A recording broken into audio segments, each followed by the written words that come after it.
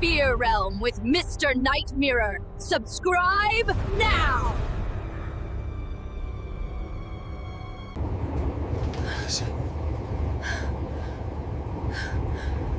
Do you play the death game now on your phone? My name is Irina Zarutska. I am 23 years old, a refugee from Ukraine. I came to the United States with my family in August 2022. We fled the ruins of war, the endless explosions, the sleepless nights, the silence of people who never came back. Here in America, I thought I had found safety. I worked in a small pizza restaurant in Charlotte, North Carolina. The smell of dough and melted cheese clung to my clothes. I learned English little by little, every day. I laughed when customers tried to pronounce my name, and I smiled when I could finally answer them in their language. My dream was simple. I wanted to become a veterinary assistant. I loved animals, perhaps because they never judged, never lied, never abandoned you. They were pure, something the war could never destroy. But life has a way of changing everything in an instant. It started with a message. One quiet night after work, my phone vibrated. The screen glowed in the dark street. The text was short, sharp, like a knife slipped between my ribs. Download the death game if you dare. I froze. I had never seen that number before. At first, I thought it was some kind of scam, a hacker, a spam bot. But then another message appeared. Play or be played. My heart pounded. My thumb hovered above the screen. I should have deleted it. I should have walked away. But something inside me whispered, "This message is meant for you." And I tapped the link. The app opened with a black void. No title. No instructions. Only one glowing line, written in blood-red letters. Level 1. Survive the night. Then, I heard it. A faint static hiss, as if someone was whispering directly into my ear. Though no headphones touched my skin, a distorted voice crawled out of the phone. "Welcome, Irina. You have entered the death game. From this moment, there is no way out." I gasped, dropping the phone for a second. How did it know my name? How could it possibly? The screen flickered. An image flashed for less than a second. The face of a man. Dark eyes. A crooked grin. And then gone. I walked faster through the street, clutching my bag. My breath fogged in the cool night air. The city seemed quieter than ever. Empty. As if the whole world had gone to sleep, leaving me alone to carry this secret. The next days were filled with strange accidents. At the restaurant, I caught my reflection in the kitchen window and saw, just for a moment, a figure behind me. Tall. Still. Watching. But when I turned, no one was there. On the bus ride home, I felt the weight of someone's breath on my neck. But the seat behind me was empty. At night, my phone buzzed again and again. Each time a new message appeared. Run faster. He is closer. The train awaits. I began to sleep less, to eat less, to look at shadows too long, afraid they might look back. Then came the night of August 22nd, 2025. I worked a late shift, scrubbing ovens until my hands ached. The restaurant lights flickered as I clocked out. The city streets felt unusually empty as I walked home. And then, my phone lit up again. Not with words, but with a map. A glowing red line stretched across the screen, leading straight to the light rail station. Beneath it, one final message. Final level, the last ride. Enter the train, if you want to live. My heart hammered. I wanted to scream, to throw the phone into the gutter, but my feet began to move, step after step, as if strings were pulling me forward. The platform was nearly deserted. The dim lamps buzzed overhead, throwing sickly yellow light on cracked concrete. Only a handful of passengers stood waiting, and one of them was him, the man from the flashes, the man from the shadows, the man whose face had haunted my reflection. DeCarlos Brown. He stood still, unblinking, his clothes ragged, his eyes burning with something far darker than hunger. The train screeched into the station. The doors opened with a hiss. Passengers stepped inside. And so did I.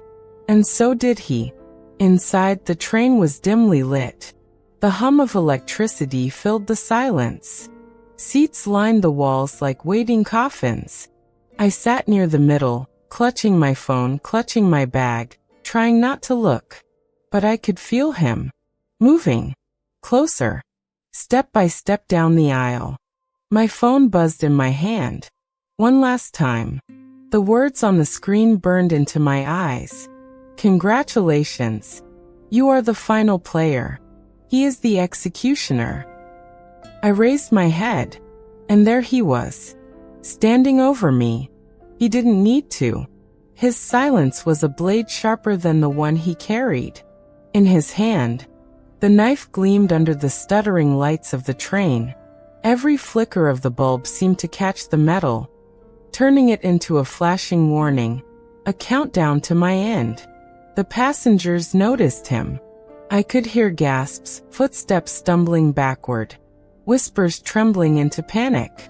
But none of them stepped forward. They moved away, leaving me alone in the center of his shadow. My phone buzzed once more. I looked down in terror.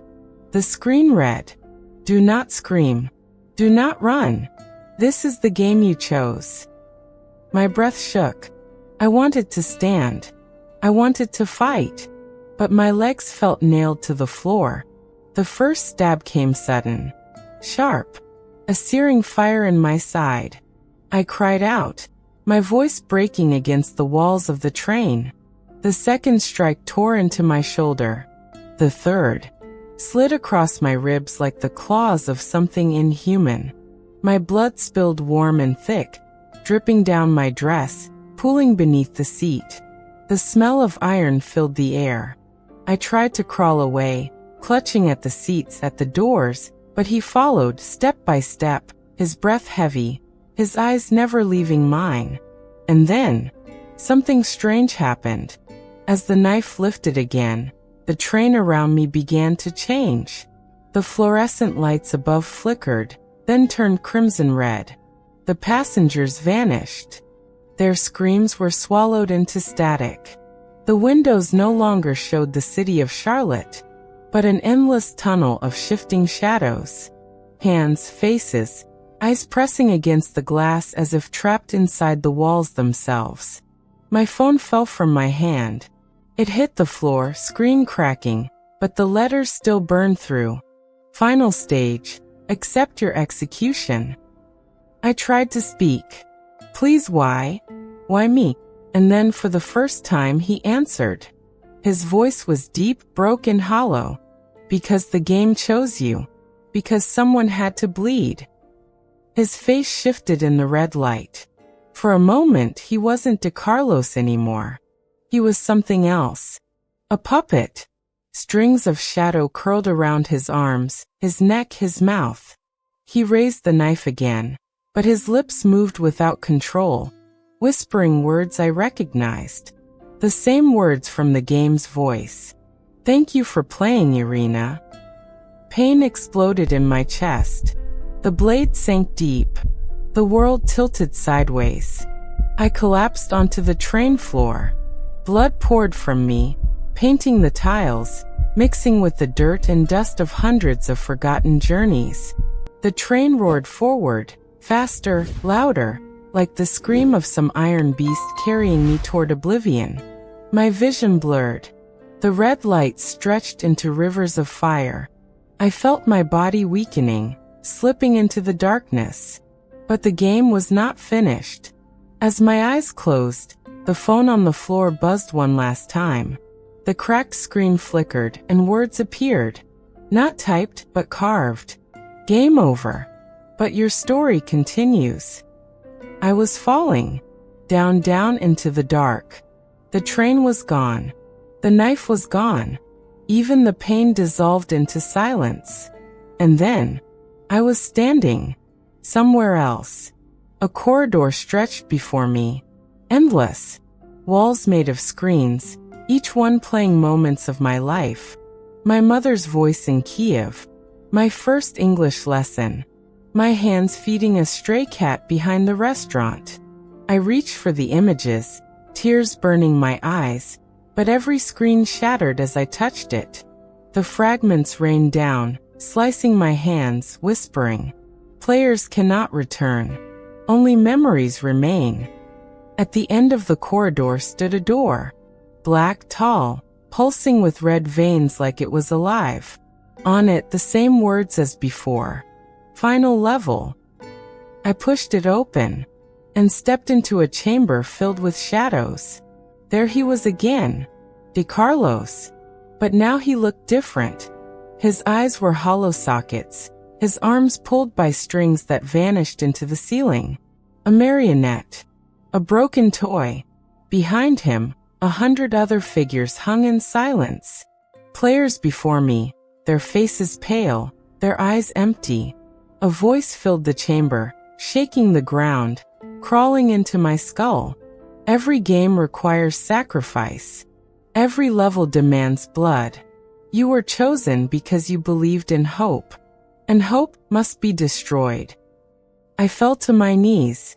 No, I never wanted this. I just wanted to live, to study, to heal animals. The voice laughed. A low crackling laugh like wires burning. Dreams are illusions. In the end, all players are prey, and death is the only prize. The shadows surged forward. Cold hands grasped my arms, my legs, my throat. I screamed, but the sound never left my lips. It was swallowed by the darkness. And yet, in that final instant, something changed. I remembered the faces of the animals I had saved, the customers who had smiled at me, my family waiting at home believing I would return. A warmth spread through me, faint but real, like a final heartbeat refusing to stop. The shadows faltered. The voice hissed. And my phone, cracked, broken, blood-stained, lit up once more in my hand. I didn't remember picking it up, but it was there. The screen glowed with one last message. You can choose. Stay or fight.